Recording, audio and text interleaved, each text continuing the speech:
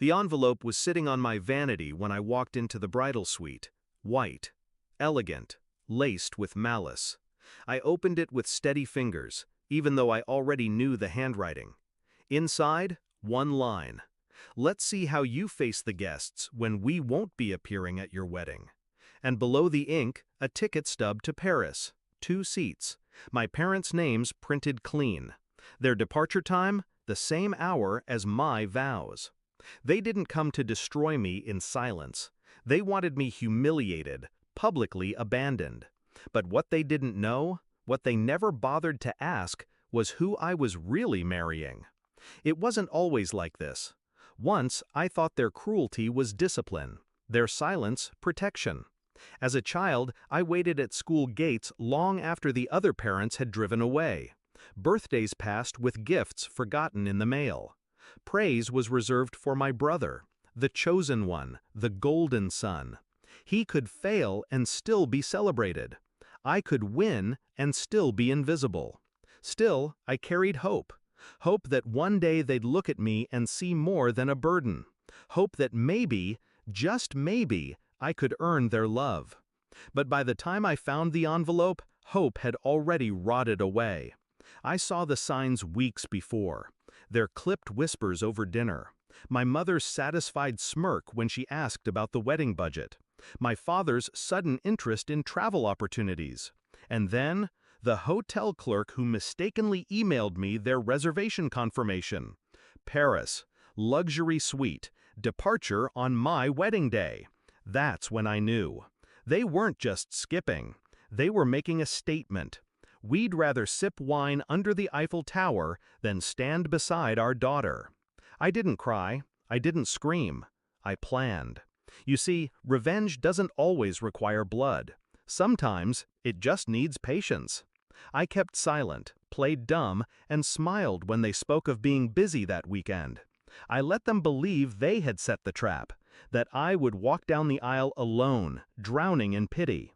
But behind that silence, I was weaving my own net. My fiancé's family, wealthy, connected, powerful in ways my parents could never touch. They had no idea their daughter was about to marry into a dynasty that owned entire skylines. And I made sure the wedding wasn't just an event. It was a spectacle. Televised, streamed, covered by magazines that my mother used to cut recipes from and dream about being featured in. They wanted me humiliated? I'd make them watch me crowned instead. The day came. Cameras lined the aisle. Journalists whispered into microphones. Guests glided in wearing designer suits and gowns, each one a dagger pointed at my parents' absence. I walked through those doors in silence, veil trailing behind me like a storm. The music swelled. The world watched. And for the first time in my life, I was the center. Not an afterthought. Not a shadow. The center. Meanwhile, they were boarding a plane, smug and satisfied, imagining my humiliation. But mid-flight, when the in-seat TVs lit up, guess what they saw? Me, broadcast live across national channels. My face, my vows, my new family. A $1 million wedding unfolding in glittering detail. And them, empty chairs where their names should have been. By the time I walked out of that ceremony with a ring on my hand and the press at my back, my phone buzzed with 65 missed calls. My parents, my brother, over and over, their names flashing across the screen. I didn't answer, not one. They wanted to see me suffer. Instead, they watched me ascend. Days later, I found out they cut their Paris trip short. Couldn't bear the shame, the whispers, the questions. They came crawling back, masks of concern plastered on their faces. But I had already learned the truth. They didn't want me happy. They wanted me dependent, begging. I never gave them that satisfaction. They came to my new home once, uninvited. Guards turned them away. They left notes. I burned them. Now they live with their silence. The same silence they forced on me all my life.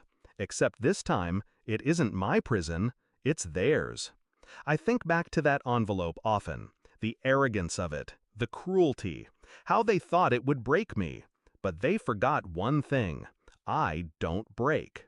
I build. I wait. And when the time comes, I make sure my revenge is permanent. They'll never erase the image burned into their memories.